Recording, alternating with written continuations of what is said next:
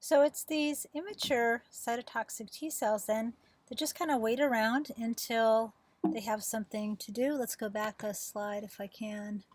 So again, just to remind you, that would be like this type of cell that is inactivated for or immature until it actually encounters a complementary antigen being presented either by an antigen presenting cell or by some other virally infected cell.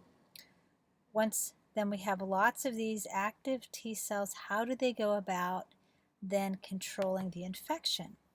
So I skipped ahead the clonal deletion slide, and now we're looking at how cytotoxic T cells actually kill their targets. There's a couple pathways, and we'll only examine one because it's the most well understood. It involves the synthesis of killing proteins called coenzyme and perforin. So if we look first of all to the left here, we see here's an activated cytotoxic T cell. So this would result from clonal expansion initiated by some other prior interaction of the progenitor of this cell, so that now there's many of these on the lookout for any cells which are infected by this virus and presenting a viral epitope on an MHC1 protein. So the synapse is first of all initiated, and once that's stabilized by the CD8 protein, as is shown in the background here, that's going to initiate then the release of perforins and granzymes. The perforin actually forms the pore complex in the virally infected cell, while the granzymes activate apoptosis, essentially causing the cell to kill itself. And you can see how this would be adaptive for the body because any virally infected cell, if allowed to live, would only serve as a viral factory, again allowing the synthesis, assembly, and release of viruses which could threaten other cells in the body. Now, I just want to remind you, you've seen this before, if you remember on Monday, but not in the context of cytotoxic T cells. Let's do a little flashback. Again, it's the natural killer cells, another type of lymphocyte, kill abnormal cells by a similar mechanism. But I just came back here to reemphasize the distinction between these two. The natural killer lymphocytes, which is really part of innate immunity, these are neither T cells nor B cells, so it's not the same thing as a cytotoxic T cell. These secrete toxins onto the surface of the same types of cells, infected either by viruses or cancer, but the way that they work is different. So they're not attacking the things that are telling the natural killer cell not to attack are these MHC class 1 molecules, which can be recognized without an epitope by a receptor on the natural killer cell. So you notice there's no antigen being presented here. This cell just knows, well, here's an MHC class 1 molecule, and we know from that that this is a normal cell. So a natural killer cell, in contrast, if the cell lacks an MHC or histocompatibility molecule, then tells the natural killer cell, hey, there's something wrong with the cell. It's really not one of us, or maybe it used to be one of us, and it needs to be killed. And it uses these same chemicals that the cytotoxic T cells do. So both the natural killer and T cells are lymphocytes, cytotoxic T cells. They both kill by similar mechanisms. The natural killer, though, does it more of a, give me a reason not to kill you, whereas the cytotoxic T cells operate under the I need to get confirmation that I have to kill you, and I'll only do it if I have to. Again, a couple more animations for you to look up at this point to help you understand or review concepts of the cytotoxic T cells, and we'll see for a minute what we do want to mention memory T cells before we leave the topic of cell-mediated immunity. So this illustration we've gone over a couple times here, but at this point, instead of focusing on clonal expansion and self-stimulation to produce these active T cells, I want to show you here that one result of the clonal expansion is the production of memory T cells. And you notice here they're not producing interleukins, they're not self-stimulating, they're just going to kind of hang out and do nothing. And for the time being, they don't participate in the immune response, but they do persist. So these memory cells persist for months or even years in the lymphoid tissues. But upon if this particular antigen shows up again, Now there's many more of them than were initially present, and they become immediately functional with any contact of its MHC complex specific to the particular epitope. So this becomes a more effective secondary response than the primary response. And there's kind of a parallel situation that we'll see with the B cells and the antibodies in the next section. Okay, so this is a type of immunological memory. In this case, it's the memory T cells. So we're going to move on to B cells now. We've finished T cells. Again, involve primarily in immune reactions involving invaders inside the cells.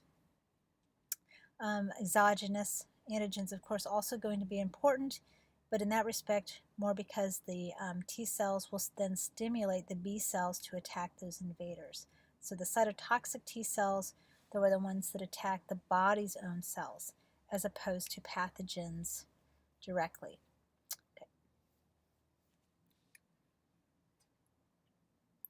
So the B lymphocytes, these are the other major components of adaptive immunity. B cells are the ones that are producing antibodies in response to a foreign antigen. They are found primarily in the spleen, the lymph nodes, and malt tissue. A small percentage also circulates in the blood, but for the most part, these are much less mobile than the T cells. Their major function is the secretion of antibodies.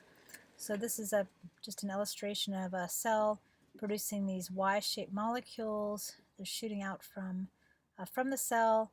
These are the immunoglobulins, IG antibodies, class of antibodies, and we'll go over the different classes. And a TEM showing a plasma cell. This is a B cell that's differentiated into an antibody-producing cell. And all these membranes are required for the synthesis and export of the antibodies, and that's called a plasma cell, and we'll come back to those in a minute. So B cells, these also have receptors, but I'm going to point out several important distinctions between the receptors on B cells, or B cell receptors, BCR, and the T cell receptors. So each B lymphocyte has many of these receptors on the surface. It's actually, though, much more like a type of antibody. In fact, when I'll show you an IgM molecule, it's a monomer of an IgM, which is really a pentamer, in which case the antibodies are joined at the base. So you'll notice one thing right away, that there's 2 antigen binding sites on a B cell receptor versus only 1 on the T cell receptor. These antibodies can directly recognize and bind to a complementary epitope without the involvement of the MHC. But like a T cell receptor, they're very specific to the types of epitopes that they can bind to, that they can recognize. There's a bit more of a repertoire with the BCRs because for reasons that are a little too complex to go in here, there's simply more targets but that can arise from genetic changes. But like T cells, B cells also require activation. So let's go through the steps here.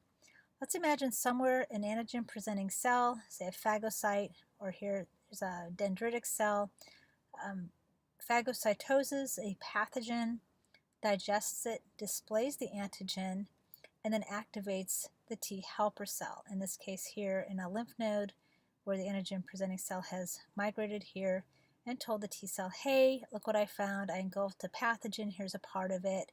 And now you should become activated and go see if there's any more of those that need to be dealt with. So the T cell now becomes, again, activated.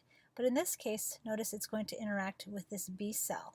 So this B cell, notice this is not the B cell receptor. The B cell receptor is over here. So this B cell, at the same time, someplace else, will have encountered a matched antigen. So the same antigen shown here on the MHC of the dendritic cell is the same one shown here on this B cell. So this B cell encountered the antigen and it was bound to the B cell receptor. Okay, it looks kind of like an antibody. This then becomes internalized. So it's not shown here, but that becomes processed and then loaded on to its MHC2 molecule. So now we have a B cell displaying the antigen on MHC2. A synapse is formed between an activated T cell. which recognizes that same antigen, and now cytokines are released by the activated T cell. That process then tells the B cell, this is the same thing we just saw in the previous slide, that hey, yeah, I saw this antigen too, and you should go ahead and make lots more of you because we're under attack by this particular pathogen. So just like there was a T cell clonal expansion of cytotoxic T cells in response to an endogenous antigen, in this case we have clonal expansion of these activated B cells. Okay, exogenous antigen because the antigen itself was actually able to bind to the B cell. It arose from outside, in contrast to being produced inside of the cell from an intracellular pathogen. So the clonal expansion of activated B cells, there's other interleukins, cytokines that then cause the B cell, in fact it's IL-4 I believe, to differentiate into the plasma cell. The plasma cell has that extensive membranous network that then synthesizes and releases the antibodies which are directed against that particular antigen. And similar to the situation in T cell clonal amplification, some of the B cells become memory cells. These are quiescent. These don't differentiate right away anyway into plasma cells, but they're just more of these now memory B cells which contain the same B cell receptor as the original progenitor did. So these then migrate to the bone marrow and they'll kind of hang out there and wait for some subsequent infection.